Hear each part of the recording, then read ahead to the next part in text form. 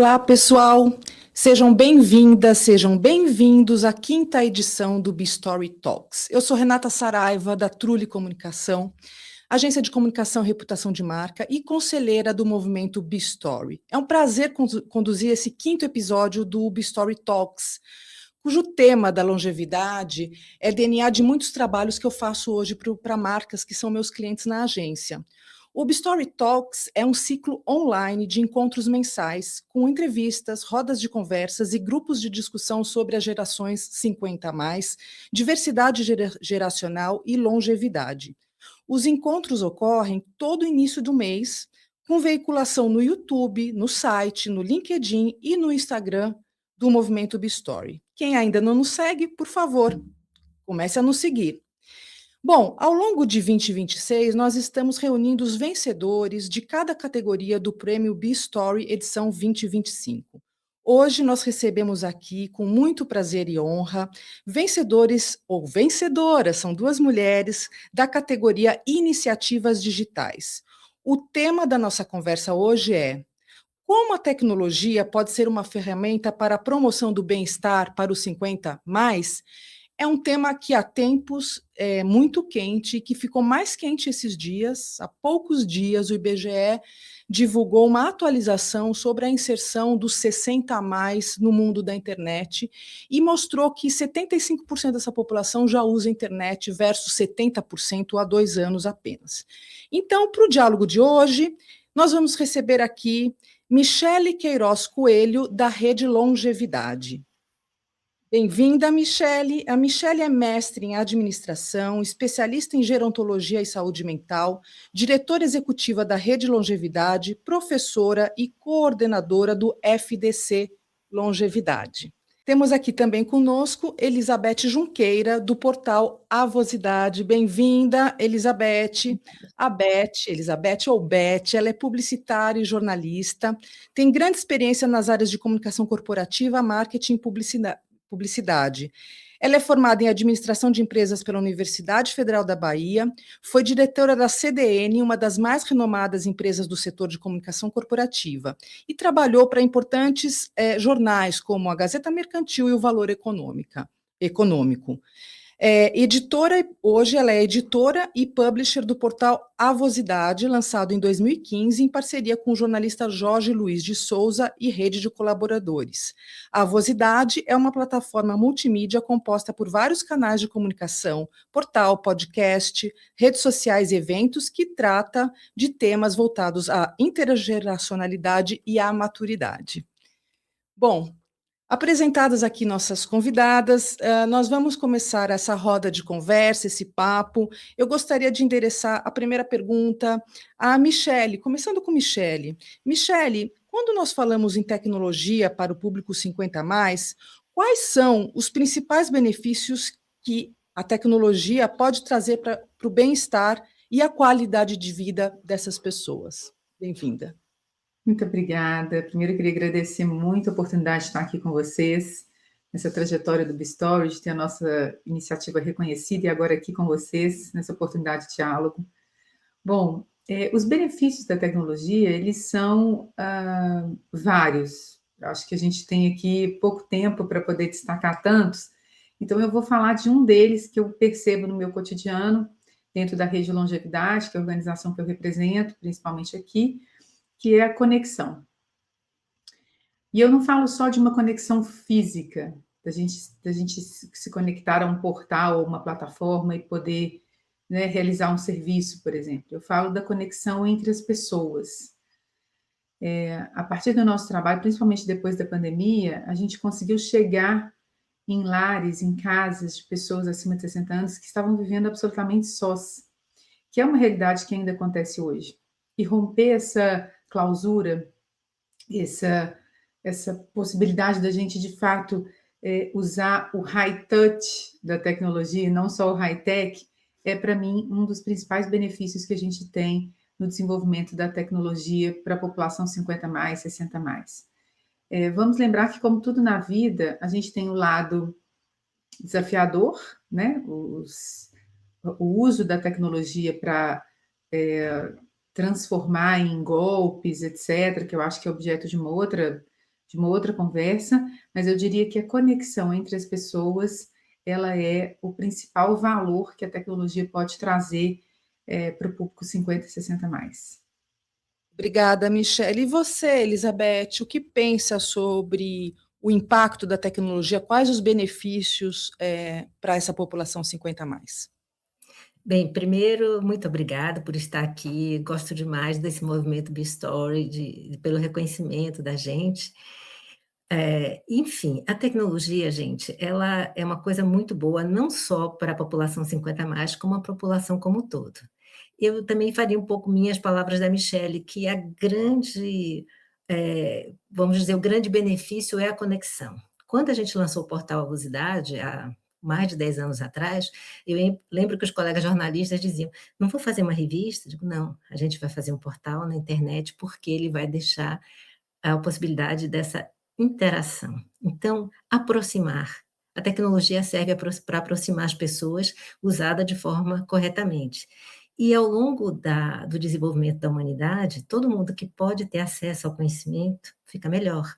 Lembre que a gente, quando inventou lá o livro, lá o Gutenberg, não sei quanto tempo atrás, a gente começou essa caminhada da tecnologia, que nós, 50 a mais, 60 a mais, vimos isso de forma avassaladora nos últimos anos. Sim, nós estamos querendo ficar com a tecnologia e ela pode nos ajudar e muito a ter uma vida melhor e se aproximar mais dos serviços, das pessoas, enfim, de tudo que é bom que ela pode nos proporcionar. E, claro, ficar atento às coisas que não são boas. Obrigada. Vocês trouxeram um ponto que até já, de certa forma, estava embutido na nossa segunda pergunta, que era sobre, na verdade, sobre se a tecnologia ajuda a combater a solidão. E, de certa forma, na resposta que fala sobre, nas duas respostas que falam sobre a questão da conexão, me parece que sim. Então, eu vou adiantar para a terceira pergunta, que é a seguinte: quais as tecnologias, ou quais tecnologias ou aplicativos já estão ajudando as pessoas com mais de 50 anos a cuidar da sua saúde física e da sua saúde mental? E aí eu vou voltar para a Beth. Dessa vez, voltamos aqui. Uhum. Então, eu acho que a tecnologia é uma coisa muito boa, porque eu sou, pessoalmente, apaixonada pela ciência.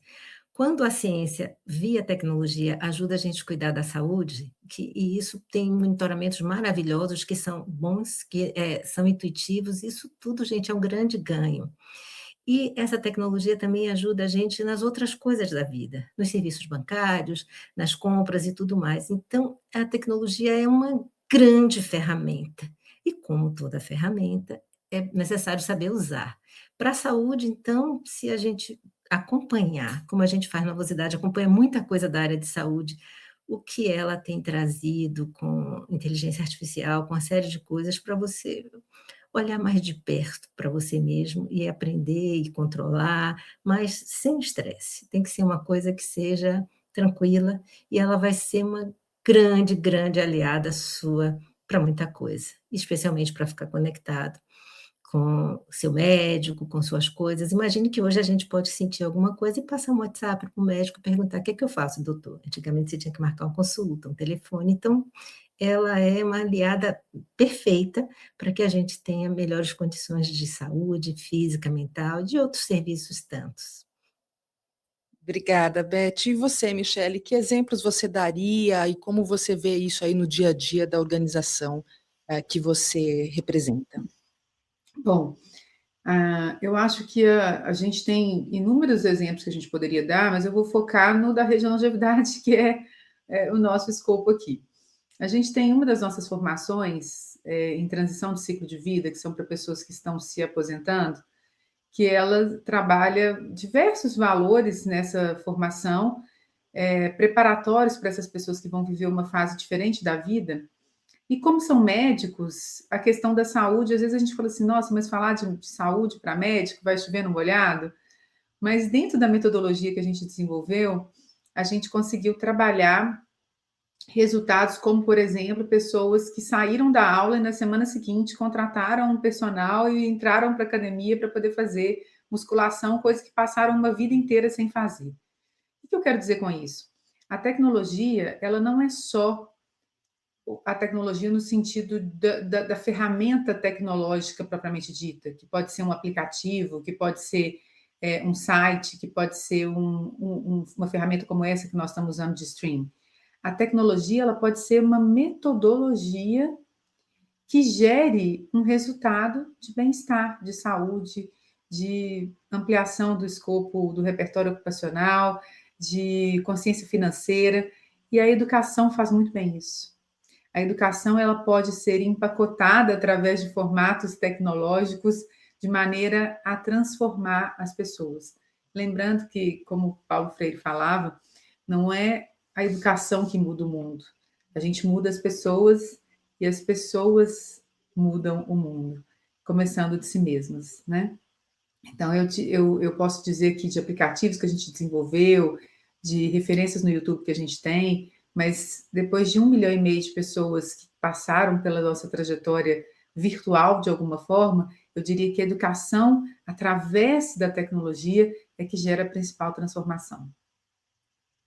Muito interessante, né? Porque a Michele coloca aqui o humano, a questão da metodologia também. A tecnologia não é só a inteligência artificial ou os recursos robóticos, mas a própria metodologia e a questão do aprendizado. E falando em inteligência artificial, a pergunta agora é a seguinte: como a inteligência artificial pode contribuir para um envelhecimento mais saudável e autônomo? E quais os cuidados que a gente precisa cuidar para que ela não substitua o contato humano? Michele, vamos começar por você? Voltar para você? Vamos lá. Bom, a inteligência artificial, ela tem aí esses dois lados, como eu disse, né? Sempre da gente estar atento. A gente não pode entender que ela vai nos dar todas as respostas, até porque as próprias ferramentas reconhecem as suas imperfeições, então a gente tem que ter muito cuidado com isso, né? Desde pessoas querendo prescrições médicas, até processos terapêuticos, enfim, então a gente tem que ter muito cuidado com o que a gente, da forma como a gente está interagindo com essa inteligência artificial hoje, mas ela pode nos dar vários elementos. Vou dar um exemplo fora da esfera do conhecimento agora, mais da esfera relacional. Por exemplo, a gente já teve uma pessoa no nosso projeto que, ao saber utilizar a inteligência artificial, procurou brincadeiras para desenvolver com os netos, brincadeiras dos tempos dos netos atuais. E, ao mesmo tempo, ela criou um repertório de brincadeiras que ela escolheu para ensinar para os netos, para deixar para eles como um legado do que era o brincar há 50, 60 anos atrás. E eles desenvolveram aí todo um período aí de férias com base nessa pesquisa, nessa brincadeira. Eu posso ter uma outra pessoa que está querendo fazer uma aula de pilates e não sabe por onde começar, porque o bairro é enorme, são muitas opções. Então, ela pode ir perguntando para a inteligência artificial, fazendo filtros ali de que bairro, que preço, aonde está mais perto da casa dela. Enfim, tem N possibilidades da gente poder trabalhar a inteligência artificial, mas lembrando que nós somos os protagonistas. A maneira como a gente pergunta, a maneira como a gente endereça, a maneira como a gente interage é que dá o tom do uso correto desta ferramenta. Muito interessante esse exemplo da intergeracionalidade por meio da inteligência artificial, é muito interessante. E você, Beth, o que você traz para a gente sobre isso? Eu acho que a inteligência artificial, aí voltando no meu caso, que trabalho com conteúdo toda a nossa jornada é de fazer conteúdos em diversas áreas, ela nos ajuda muito, porque ela é uma aliada do Arvosidade, porque o que é que a inteligência artificial faz? Ela garimpa tudo que tem de bom.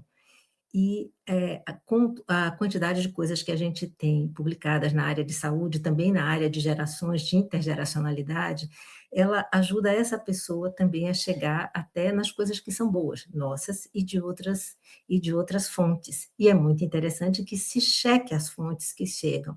Então, coisas que você pode não, né, não ter imaginado que existia, você descobre através disso e aí você faz a crítica.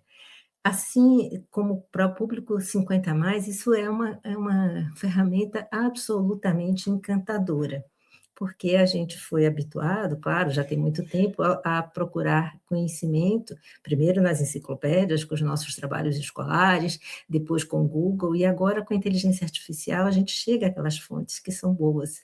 E é isso que a gente procura deixar também dentro do escopo do nosso trabalho essas informações para que elas possam ser achadas de forma correta, e isso também causa na gente uma coisa muito interessante. Às vezes, matérias que publicamos há 10 anos atrás, porque chegaram a gente via inteligência artificial, via buscadores, chegam as perguntas para aquele assunto.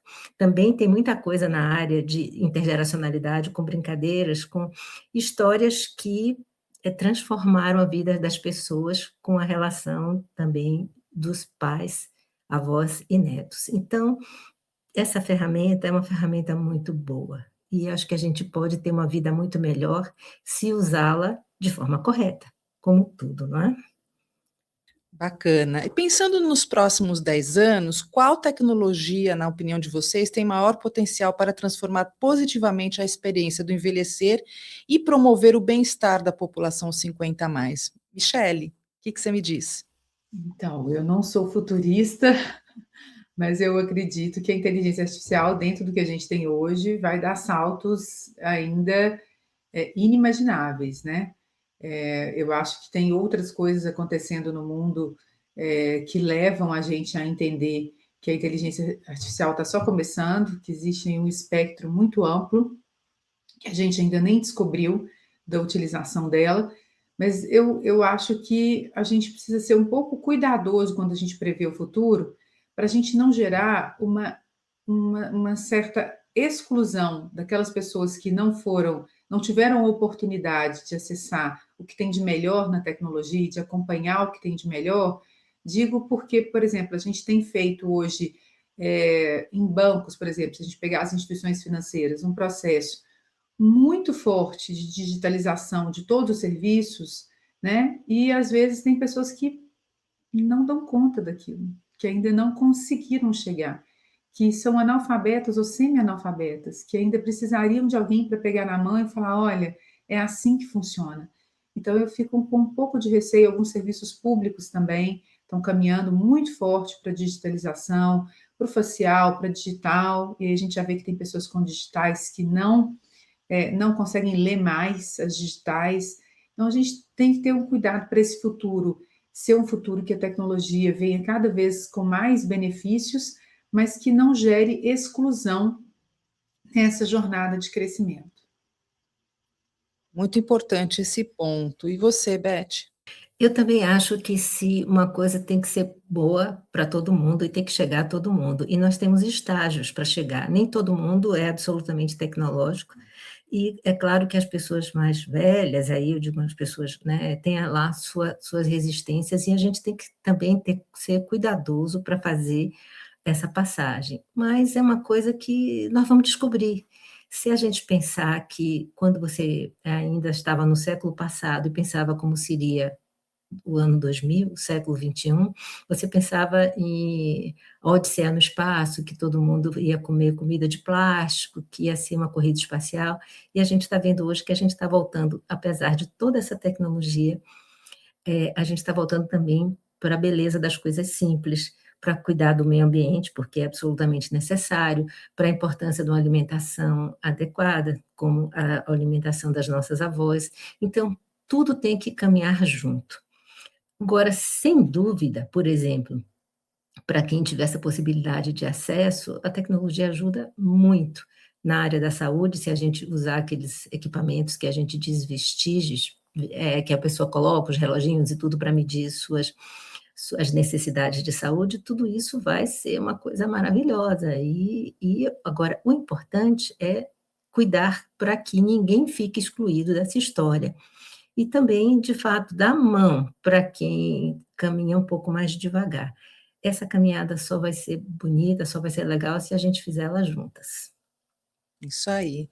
E se vocês pessoalmente pudessem criar uma tecnologia ideal para melhorar a vida das pessoas 50 a mais, qual problema vocês quereriam resolver primeiro? Beth?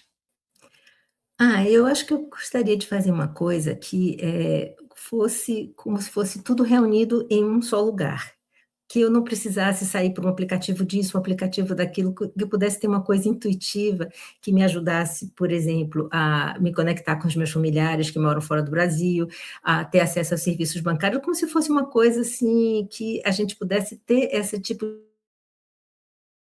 que fosse intuitivo e fosse fácil de fazer. Então, isso vai chegar lá, Renata, vai chegar, mas a gente não sabe como, mas já estamos lá. Agora vamos fazendo aos poucos e vamos aprendendo aos poucos, porque a queixa que eu ouço das pessoas, puxa, eu aprendi a fazer aquilo, mas aquilo outro faz diferente,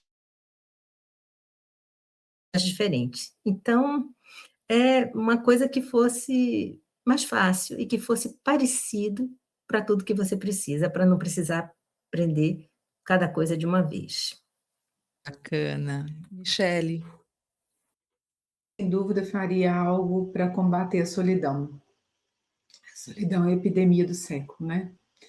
Então, a gente tem aí milhares de pessoas, e aí eu falo de todas as idades, mas falando aqui com o meu público especial, 50 mais, 60 mais, pessoas absolutamente sozinhas, solitárias, e ao mesmo tempo eu já tive a oportunidade de ter contato com tecnologias de holograma, e como isso no futuro pode transformar essa sensação de ponte, de conexão que eu comecei falando, através de uma realidade virtual quase que tocável, só não é tocável ainda, mas é muito similar.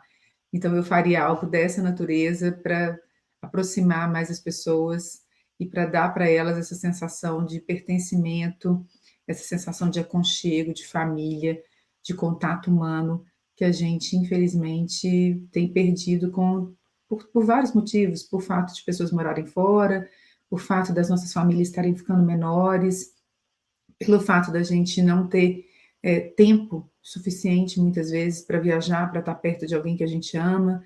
Então, eu faria algo dessa natureza. Infelizmente, nós estamos chegando ao final desse episódio do B-Story Talks e eu gostaria de convidar a Elizabeth e a Michele para falarem por um minuto sobre o trabalho que elas vêm desenvolvendo na área da longevidade. Elizabeth?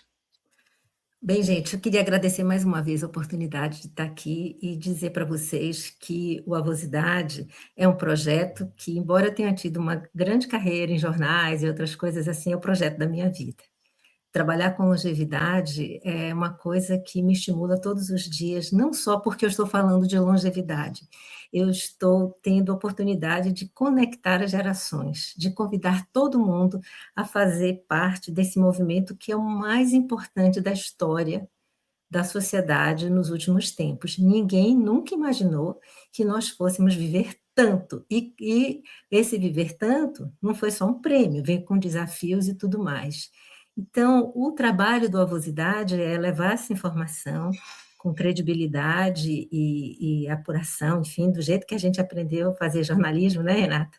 E fazer isso da melhor maneira possível, com corpo, com alma, com mente, com projetos bons, e dar as mãos. A gente vai seguir isso com o nosso portal, o nosso podcast, os nossos encontros, os nossos projetos, também querendo que cada um venha junto conosco nessa empreitada, que é uma empreitada que tem motivado muita gente e tem trazido boa informação, informação de qualidade e alegria pela conexão e por também juntar tanta gente boa de todas as gerações e tirar todas as nossas mazelas e fazer com que a gente tenha uma vida plena, feliz e alegre.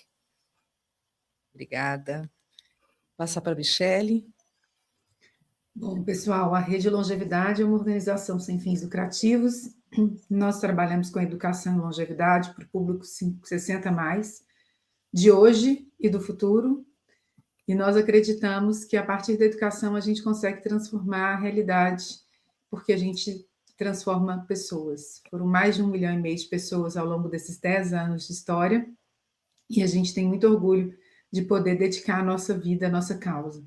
Aqui no meu pulso tem uma tatuagem do infinito, que eu não sei se está dando para vocês verem, e o infinito é o símbolo da causa, e a gente fala que a nossa vida, ela é finita, mas ela pode se tornar infinita pelo legado que a gente deixa. Então, vamos todos, né, cada um com o seu legado, com a sua trajetória, com o seu propósito, fazer desse país, longe da perfeição, um lugar melhor para se longeviver. Muito obrigada.